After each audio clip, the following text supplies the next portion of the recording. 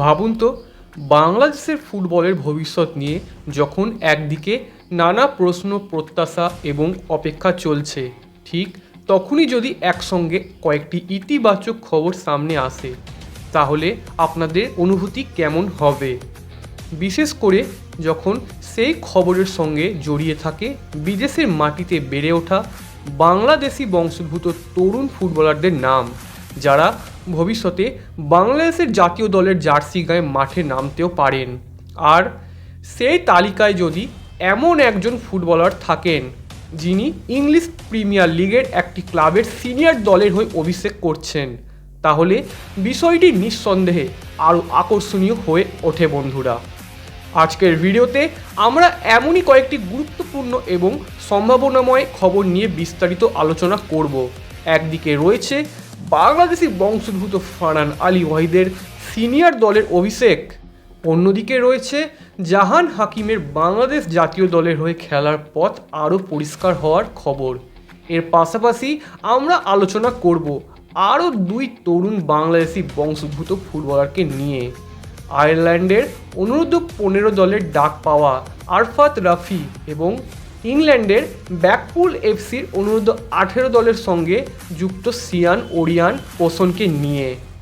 অর্থাৎ আজকের আলোচনায় শুধু একজন বা দুজন নয়, মোট 4 জন বাংলাদেশি বংশোদ্ভূত ফুটবলারকে নিয়ে ভবিষ্যতের সম্ভাবনা, জাতীয় দলের হয়ে খেলার সুযোগ এবং বাংলাদেশের ফুটবলের জন্য এর সম্ভাব্য গুরুত্ব নিয়ে কথা বলবো। তবে শুরুতে একটি বিষয় পরিষ্কার করে দেওয়া প্রয়োজন। এই ফুটবলারদের প্রত্যেকের পরিস্থিতি এক নয়। কেউ ইতিমধ্যে জাতীয় দলের প্রতিনিধিত্বের পথে অনেকটা এগিয়ে গিয়েছেন, কেউ আবার এখনও বয়সভিত্তিক পর্যায়ে রয়েছেন, আর কেউ নিজের ভবিষ্যৎ নিয়ে সিদ্ধান্ত নেওয়ার পর্যায়ে আছেন। তাই আজকের আলোচনা হবে তথ্যভিত্তিক এবং নিরপেক্ষ বন্ধুরা। তাহলে চলুন শুরু করা যাক প্রথম এবং সবচেয়ে আলোচিত খবরটি নিয়ে।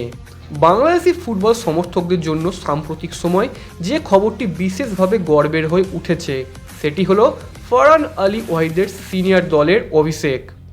হামজা চৌধুরীর পর আরও একজন বাংলাদেশি বংশোদ্ভূত ফুটবলার হিসেবে ফারহান আলী ওয়াহিদের নাম সামনে এসেছে, যিনি ইংল্যান্ডের শীর্ষ পর্যায়ে ফুটবলের সঙ্গে যুক্ত একটি ক্লাবের সিনিয়র দলের হয়ে মাঠে নামার সুযোগ পেয়েছেন বন্ধুরা। ফারহান আলী ওয়াহিদ ফুলহ্যাম এফসির সঙ্গে যুক্ত। ইংল্যান্ডের ফুটবল কাঠামোয় ফুলহ্যাম এমন একটি ক্লাব যারা প্রিমিয়ার লিগের সর্বোচ্চ স্তরে প্রতিদ্বন্দ্বিতা করে, আর এই ক্লাবের সিনিয়র দলের হয়ে ফারহানের অভিষেক হওয়াটাই বাংলাদেশের ফুটবল সমর্থকদের কাছে বিশেষ তাৎপর্যপূর্ণ হয়ে উঠেছে বন্ধুরা। তবে এখানে একটি গুরুত্বপূর্ণ বিষয় মনে রাখা দরকার। এই অভিষেকটি ছিল একটি প্রি সিজন ফ্রেন্ডলি ম্যাচে, অর্থাৎ এটি কোনো প্রতিযোগিতামূলক প্রিমিয়ার লিগ ম্যাচ ছিল না। ফুলহ্যাম এবং নরউইচ সিটির মধ্যকার সেই প্রি সিজন ম্যাচে ফারহান আলী ওয়াহিদ দ্বিতীয়ার্ধে মাঠে নামেন। প্রথমার্ধে তিনি শুরু থেকে খেলেননি, তবে দ্বিতীয়ার্ধের শুরুতেই অর্থাৎ 46 মিনিটের কাছাকাছি সময় মাঠে এসে বাকি সময় খেলেন তিনি। ফুটবলের দৃষ্টিকোণ থেকে প্রি সিজন ম্যাচের গুরুত্ব অবশ্যই রয়েছে। এই ধরনের ম্যাচে ক্লাবগুলো সাধারণত নতুন খেলোয়াড়, তরুণ প্রতিভা এবং স্কোয়াডের বিভিন্ন সদস্যকে পরীক্ষা করে দেখে। কোচরা খেলোয়াড়দের ম্যাচ ফিটনেস, পারফরমেন্স এবং দলের কৌশলের সঙ্গে মানিয়ে নেওয়ার ক্ষমতা পর্যবেক্ষণ করেন। তাই একটি প্রি সিজন ফ্রেন্ডলিতে সিনিয়র দলের হয়ে মাঠে নামা কোনো খেলোয়াড়ের ভবিষ্যৎ নিশ্চিত করে না, কিন্তু এটি অবশ্যই তার কেরিয়ারের একটি গুরুত্বপূর্ণ ধাপ হতে পারে বন্ধুরা। ফারহান আলী ওয়াহিদের ক্ষেত্রেও বিষয়টি একইভাবে দেখা যেতে পারে। তিনি পুরো ম্যাচ খেলেননি এবং তার পারফরমেন্স সম্পর্কে বিস্তারিত তথ্য এখানে আমাদের হাতে নেই, কিন্তু তিনি ফুলহ্যামের সিনিয়র দলের হয়ে মাঠে নামার সুযোগ পেয়েছেন। এটাই একটি উল্লেখযোগ্য বিষয় বন্ধুরা। আর এখানেই বাংলাদেশের ফুটবল সমর্থকদের আগ্রহের জায়গাটি তৈরি হচ্ছে। ফারহান আলী ওয়াহিদ বাংলাদেশি বংশোদ্ভূত হওয়ায় ভবিষ্যতে বাংলাদেশের জাতীয় দলের হয়ে খেলার সম্ভাবনা নিয়ে স্বাভাবিকভাবে আলোচনা তৈরি হয়েছে। বিশেষ করে হামজা চৌধুরীর পর বিদেশে বেড়ে ওঠা এবং আন্তর্জাতিক ফুটবলের উন্নত পরিবেশে প্রশিক্ষিত বাংলাদেশি বংশোদ্ভূত খেলোয়াড়দের জাতীয় দলের সঙ্গে যুক্ত করার বিষয়টি বাংলাদেশের ফুটবল প্রেমীদের কাছে অত্যন্ত গুরুত্বপূর্ণ হয়ে উঠেছে। তবে এখানে বাস্তবটাও বোঝা প্রয়োজন। কোনো খেলোয়াড়দের বিদেশি ক্লাবের হয়ে খেলা এবং জাতীয় দলের হয়ে খেলা এ দুটি সম্পূর্ণ আলাদা বিষয়। ক্লাব ফুটবলে একজন খেলোয়াড়ের উন্নতি তার নিজের কেরিয়ারের জন্য গুরুত্বপূর্ণ, কিন্তু জাতীয় দলের প্রতিনিধিত্বের ক্ষেত্রে নাগরিকত্ব, আন্তর্জাতিক ফুটবলের যোগ্যতা এবং সংশ্লিষ্ট ফেডারেশনের প্রক্রিয়ার মতো বিষয়ও গুরুত্বপূর্ণ হয়ে ওঠে। তাই ফারহানের সিনিয়র দলের অভিষেককে বাংলাদেশের জাতীয় দলের ভবিষ্যৎ নিশ্চিত হওয়ার ঘটনা হিসেবে না দেখে বরং তার কেরিয়ারের একটি ইতিবাচক এবং সম্ভাবনাময় পদক্ষেপ হিসেবে দেখা বেশি যুক্তিযুক্ত। তারপরও বাংলাদেশি ফুটবল সমর্থকদের জন্য এই মুহূর্তটি অবশ্যই আনন্দের, কারণ একজন বাংলাদেশি বংশোদ্ভূত তরুণ যদি ইংল্যান্ডের শীর্ষ পর্যায়ের একটি ক্লাবের সিনিয়র দলের পরিবেশে প্রবেশ করতে পারেন, তাহলে তা তার ব্যক্তিগত কেরিয়ারের পাশাপাশি বাংলাদেশি বংশোদ্ভূত তরুণদের আন্তর্জাতিক ফুটবলের সম্ভাবনার কথাও সামনে নিয়ে আসে।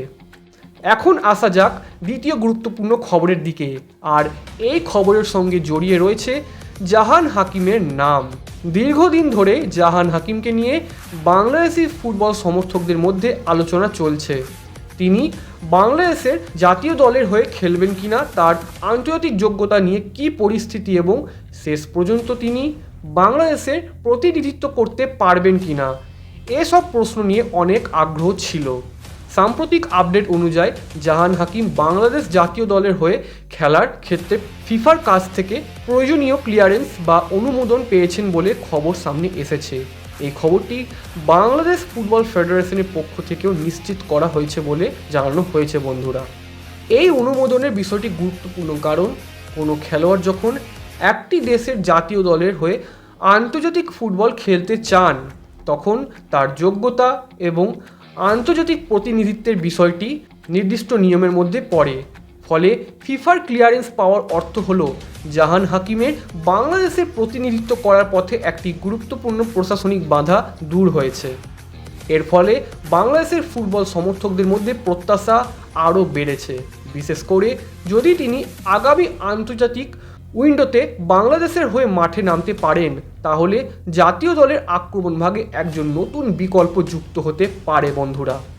জাহান হাকিমকে মূলত একজন নাম্বার 9 বা স্ট্রাইকার হিসেবে দেখা হচ্ছে।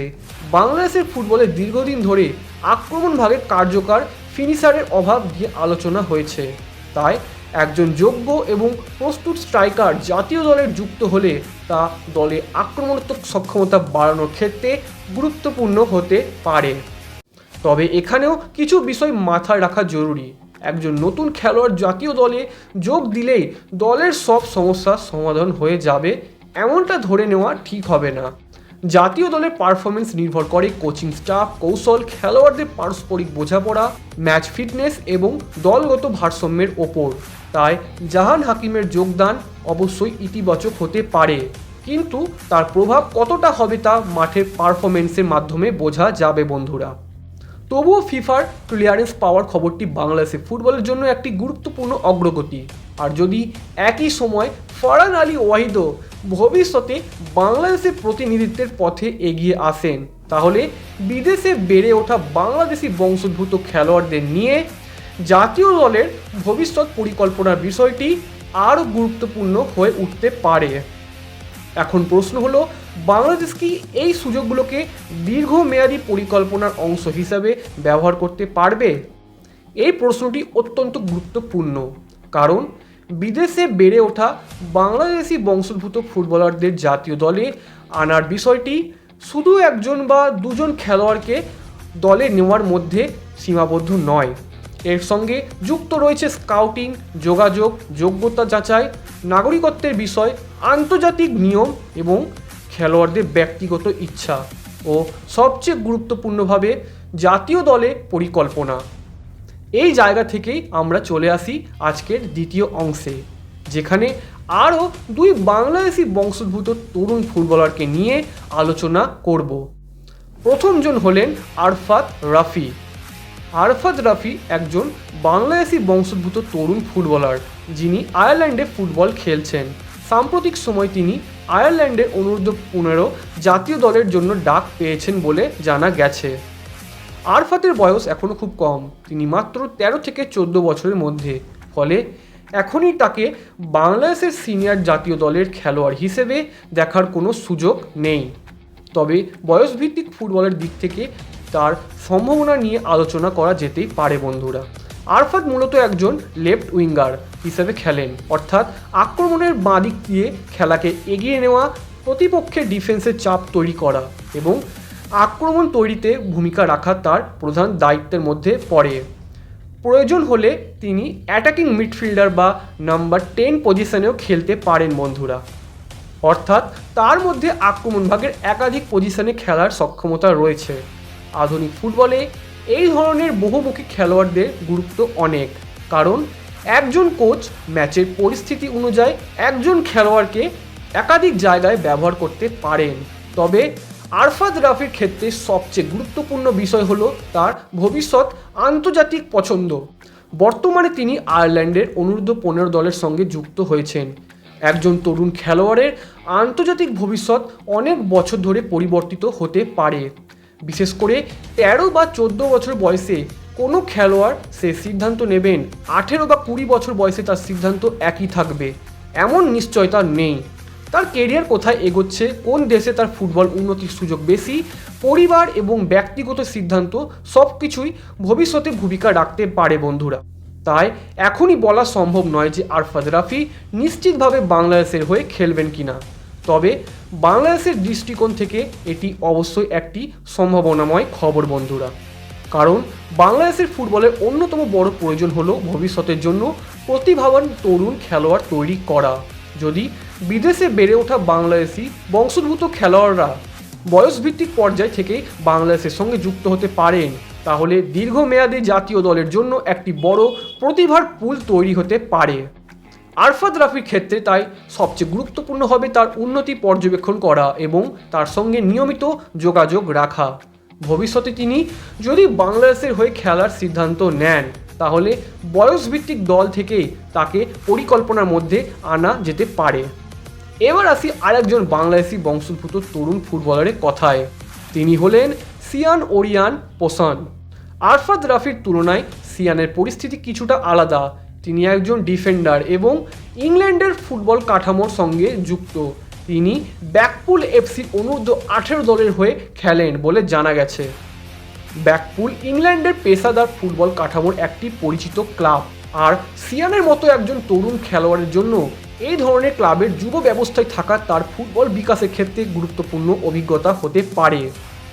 পজিশনের দিক থেকে সিয়ান একজন লেফট ব্যাক হিসেবে খেলতে পারেন, আবার দলের কৌশল অনুযায়ী তিনি লেফট উইং ব্যাক হিসেবেও খেলতে পারেন বন্ধুরা। অর্থাৎ যদি কোনো দল 4 ডিফেন্ডার নিয়ে খেলে তাহলে তিনি লেফট ব্যাক হিসাবে খেলতে পারেন, আর যদি দল 3 ডিফেন্ডার নিয়ে খেলে এবং উইং ব্যাক ব্যবহার করে তাহলে বাঁ দিকের উইং ব্যাক হিসেবেও তাকে ব্যবহার করা সম্ভব। এই ধরনের পজিশনাল বহুমুখিতা একজন তরুণ ডিফেন্ডারের জন্য ইতিবাচক দিক হতে পারে বন্ধুরা। তবে সিয়ানকে নিয়ে সবচেয়ে আকর্ষণীয় খবর হলো তার ভবিষ্যৎ নিয়ে ব্ল্যাকপুল এফসি এবং বাংলাদেশ ফুটবল ফেডারেশনের মধ্যে আলোচনার সম্ভাবনা রয়েছে বলে জানা গেছে। এই আলোচনায় মূলত তার ভবিষ্যৎ পরিকল্পনা, বাংলাদেশের হয়ে খেলার বিষয়, তার আগ্রহ এবং প্রয়োজনীয় পাসপোর্ট বা যোগ্যতার তথ্যের মতো বিষয় নিয়ে আলোচনা হতে পারে। এখানে সিয়ানের বয়সও গুরুত্বপূর্ণ। তিনি 18 বছর বয়সী একজন তরুণ খেলোয়াড়, ফলে ভবিষ্যতে তিনি বয়সভিত্তিক জাতীয় দল থেকে শুরু করে অনূর্ধ্ব-20, অনূর্ধ্ব-23 এবং শেষ পর্যন্ত সিনিয়র জাতীয় দলের পরিকল্পনার অংশ হতে পারেন। তবে আবারও বলবো, এখানে সম্ভাবনা এবং নিশ্চিত সিদ্ধান্ত এই দুয়ের মধ্যে পার্থক্য রয়েছে। সিয়ানের সঙ্গে বাংলাদেশের প্রতিনিধিত্ব নিয়ে আলোচনা হতে পারে, কিন্তু তিনি শেষ পর্যন্ত বাংলাদেশকে বেছে নেবেন কিনা সেটি এখনও নিশ্চিত নয়। তার কেরিয়ার ইংল্যান্ডে কিভাবে এগোয়, আন্তর্জাতিক ফুটবল নিয়ে তার ব্যক্তিগত পরিকল্পনা কী এবং বাংলাদেশের ফুটবল ফেডারেশনের সঙ্গে আলোচনার ফল কী হয়, এইসব বিষয় ভবিষ্যতে পরিষ্কার হবে। তবুও বাংলাদেশের জন্য এই ধরনের যোগাযোগ গুরুত্বপূর্ণ, কারণ একটি জাতীয় দলের ভবিষ্যৎ তৈরি করতে শুধু দেশের অভ্যন্তরে থাকা খেলোয়াড়দের ওপর নির্ভর করাই একমাত্র পথ নয়। বিদেশে জন্ম নেওয়া বা বেড়ে ওঠা বাংলাদেশি বংশোদ্ভূত খেলোয়াড়দের পর্যবেক্ষণের আওতায় আনা যেতে পারে। বিশেষ করে ইংল্যান্ড, আয়ারল্যান্ড এবং ইউরোপের অন্যান্য দেশে ফুটবল কাঠামোর মধ্যে বেড়ে ওঠা তরুণদের নিয়ে দীর্ঘমেয়াদী স্কাউটিং ব্যবস্থা তৈরি করা গেলে বাংলাদেশ ভবিষ্যতে আরও বেশি প্রতিভাবান খেলোয়াড়ের সন্ধান পেয়ে যেতে পারে। তবে এই প্রতিক্রিয়ায় সতর্কতা প্রয়োজন। শুধু বিদেশি ক্লাবে খেলে বলেই কোনো খেলোয়াড় জাতীয় দলের জন্য স্বয়ংক্রিয়ভাবে উপযুক্ত হয়ে যাবেন এমন ধারণা ঠিক নয়। জাতীয় দলে জায়গা পাওয়ার জন্য খেলোয়াড়ের প্রকৃত পারফরমেন্স, ফিটনেস, মানসিক প্রস্তুতি এবং দলের কৌশলের সঙ্গে মানিয়ে নেওয়ার ক্ষমতা বিবেচনা করতে হবে। অর্থাৎ বিদেশি বংশোদ্ভূত খেলোয়াড়দের নিয়ে আগ্রহ থাকা উচিত, কিন্তু সেই আগ্রহ যেন শুধুমাত্র পরিচিতি বা বিদেশি ক্লাবের নামের উপর ভিত্তি করে না হয়। খেলোয়াড়দের প্রকৃত সক্ষমতা এবং জাতীয় দলের প্রয়োজনের সঙ্গে তার সামঞ্জস্য দেখতে হবে। এখন যদি আমরা আজকের পুরো আলোচনাটিকে একসঙ্গে দেখি তাহলে একটি বিষয় স্পষ্ট হয়ে ওঠে। বাংলাদেশের ফুটবলের ক্ষেত্রে প্রবাসী বা বিদেশে বেড়ে ওঠা বাংলাদেশি বংশোদ্ভূত ফুটবলারদের ভূমিকা ভবিষ্যতে আরও গুরুত্বপূর্ণ হয়ে উঠতে পারে বন্ধুরা। হামজা চৌধুরীর মতো খেলোয়াড় ইতিমধ্যে এই আলোচনাকে নতুন মাত্রা দিয়েছেন। তার পরবর্তী সময় ফারহান আলী ওয়াহিদের মতো খেলোয়াড়দের উত্থান, জাহান হাকিমের ক্লিয়ারেন্স পাওয়ার খবর, আরফাত রাফির আয়ারল্যান্ড অনূর্ধ্ব-15 দলে ডাক পাওয়া এবং সিয়ানের মতো তরুণ ডিফেন্ডারকে নিয়ে বাংলাদেশের সঙ্গে সম্ভাব্য আলোচনার খবর, সব মিলিয়ে একটি বৃহত্তর চিত্র সামনে আসছে। এই চিত্রটি হলো বাংলাদেশের ফুটবল এখন শুধু দেশের অভ্যন্তরে থাকা প্রতিভাদের দিকে তাকিয়ে নেই, দেশের বাইরে থাকা বাংলাদেশি বংশোদ্ভূত প্রতিভাদেরও সম্ভাব্য সম্পদ হিসেবে দেখার সুযোগ তৈরি হয়েছে। তবে এই সুযোগকে কাজে লাগাতে হলে প্রয়োজন একটি সুসংগঠিত এবং দীর্ঘমেয়াদী পরিকল্পনা। বাংলাদেশ ফুটবল ফেডারেশন যদি বিদেশে থাকা বাংলাদেশি বংশোদ্ভূত খেলোয়াড়দের জন্য একটি নিয়মিত স্কাউটিং নেটওয়ার্ক তৈরি করতে পারে, তাদের বয়সভিত্তিক পর্যায় থেকে পর্যবেক্ষণ করতে পারে এবং যোগ্যতা ও আন্তর্জাতিক নিয়ম অনুযায়ী সম্পর্ক আগে থেকেই পরিষ্কার ধারণা তৈরি করতে পারে, তাহলে ভবিষ্যতে জাতীয় দলের জন্য আরও অনেক বিকল্প তৈরি হতে পারে বন্ধুরা। এবং পাশাপাশি খেলোয়াড়দেরও নিজেদের কেরিয়ার নিয়ে সিদ্ধান্ত নেওয়ার স্বাধীনতা দিতে হবে, কারণ শেষ পর্যন্ত জাতীয় দলের হয়ে খেলা একজন ফুটবলারের ব্যক্তিগত এবং পেশাদার সিদ্ধান্ত। একজন খেলোয়াড় বাংলাদেশকে বেছে নেবেন কিনা সেটি তার নিজের সিদ্ধান্তের ওপর নির্ভর করে। সুতরাং সমর্থকদের প্রত্যাশা থাকা স্বাভাবিক, কিন্তু সেই প্রত্যাশার সঙ্গে বাস্তবতাকেও বিবেচনায় রাখা প্রয়োজন বন্ধুরা। ফারহান আলী ওয়াহিদের ক্ষেত্রে আমরা দেখতে পাচ্ছি একজন বাংলাদেশি বংশোদ্ভূত তরুণ ইংল্যান্ডের একটি শীর্ষ পর্যায় ক্লাবের সিনিয়র দলের হয়ে মাঠে নামার সুযোগ পেয়েছেন। জাহান হাকিমের ক্ষেত্রে ফিফার ক্লিয়ারেন্স পাওয়ার খবর বাংলাদেশের জাতীয় দলের হয়ে তার প্রতিনিধিত্বের সম্ভাবনাকেও আরও বাস্তব করে তুলেছে। এবং আরফাত রাফি এখনও বয়সভিত্তিক ফুটবলের একেবারে শুরুতে, কিন্তু আয়ারল্যান্ড অনূর্ধ্ব-15 দলে তার ডাক পাওয়া তার সম্ভাবনা ইঙ্গিত দিচ্ছে। অন্যদিকে সিয়ান ওরিয়ান পোসান ইংল্যান্ডের একটি পেশাদার ক্লাবের যুব ব্যবস্থা থেকে নিজের ফুটবল কেরিয়ার এগিয়ে নিয়ে যাচ্ছে এবং বাংলাদেশের সঙ্গে তার ভবিষ্যৎ নিয়ে আলোচনার সম্ভাবনাও তৈরি হয়েছে। চারজনের পরিস্থিতি চার রকম, কিন্তু প্রত্যেকের গল্পের সঙ্গে বাংলাদেশের ফুটবলের একটি সম্ভাব্য ভবিষ্যৎ জড়িয়ে আছে। এখন সবচেয়ে বড় প্রশ্ন হলো এই সম্ভাবনাগুলো বাস্তবে কতটা রূপ নেবে। ফারহান কি ভবিষ্যতে বাংলাদেশের জার্সি গায়ে মাঠে নামবেন? জাহান হাকিম জাতীয় দলের হয়ে নিজের জায়গা তৈরি করতে পারবেন? আরফাত রাফি কি ভবিষ্যতে বাংলাদেশকে বেছে নেবেন, নাকি আয়ারল্যান্ডের ফুটবল কাঠামোর সঙ্গে এগিয়ে যাবেন? আর সিয়ান ওরিয়ান পোসান বাংলাদেশ জাতীয় দলের ভবিষ্যৎ পরিকল্পনার অংশ হবেন?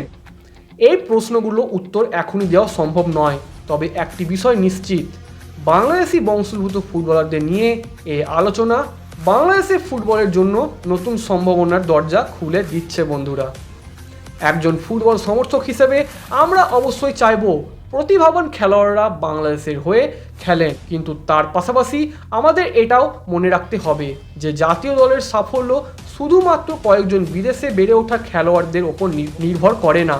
দেশের অভ্যন্তরে প্রতিভা তৈরি, ভালো কোচিং, উন্নত যুব ফুটবল কাঠামো, নিয়মিত প্রতিযোগিতা এবং দীর্ঘমেয়াদী পরিকল্পনার সমান গুরুত্বপূর্ণ। অর্থাৎ বিদেশি লিগে বেড়ে ওঠা বাংলাদেশি বংশোদ্ভূত খেলোয়াড় এবং দেশের ভেতরে তৈরি হওয়া প্রতিভা, দুই দিকের সম্ভাবনাকে একসঙ্গে কাজে লাগাতে পারলে বাংলাদেশের জাতীয় দল আরও শক্তিশালী হতে পারে বন্ধুরা।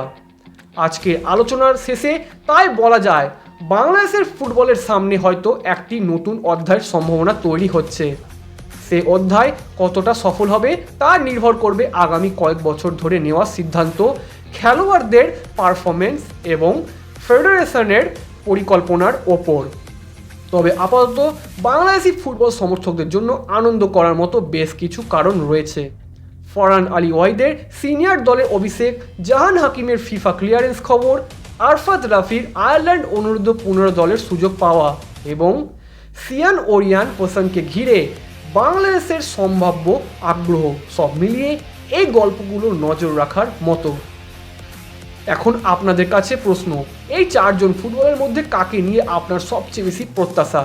ফরহান আলী ওয়াহিদ, জাহান হাকিম, আরফাত রাফি নাকি সিয়ান ওরিয়ান হোসেন? আর আপনার কি মনে হয় ভবিষ্যতে এই তরুণদের মধ্যে কারা বাংলাদেশের জাতীয় দলের জার্সি পরে মাঠে নামবেন? আপনার মতামত অবশ্যই কমেন্টে জানাবেন, কারণ এই খেলোয়াড়দের ভবিষ্যৎ নিয়ে আলোচনা যত বাড়বে বাংলাদেশের ফুটবল নিয়ে মানুষের আগ্রহ তত বাড়বে বন্ধুরা। এবং ভিডিওটি ভালো লাগলে অবশ্যই লাইক করবেন এবং আপনাদের পরিচিত বাংলাদেশি ফুটবল সমর্থকদের সঙ্গে ভিডিওটি শেয়ার অবশ্যই করবেন। এবং যারা এখনও চ্যানেলটি সাবস্ক্রাইব করেননি তারা সাবস্ক্রাইব করে পাশে থাকুন। বাংলাদেশের ফুটবল এবং বাংলাদেশি বংশোদ্ভূত ফুটবলারদের নিয়ে নতুন কোনো আপডেট সামনে এলে আমরা সেটিও আপনাদের সামনে তুলে ধরব এবং সাউথ এশিয়ান ফুটবল নিয়ে এরকম সমস্ত আলোচনা চলতে থাকবে। তাই আজকের মতো এখানে শেষ করছি। আবারও দেখা হবে নতুন কোনো ফুটবল আপডেট এবং নতুন কোনো বিষয় নিয়ে। ততক্ষণ পর্যন্ত আপনারা ভালো থাকবেন, সুস্থ থাকবেন। ধন্যবাদ।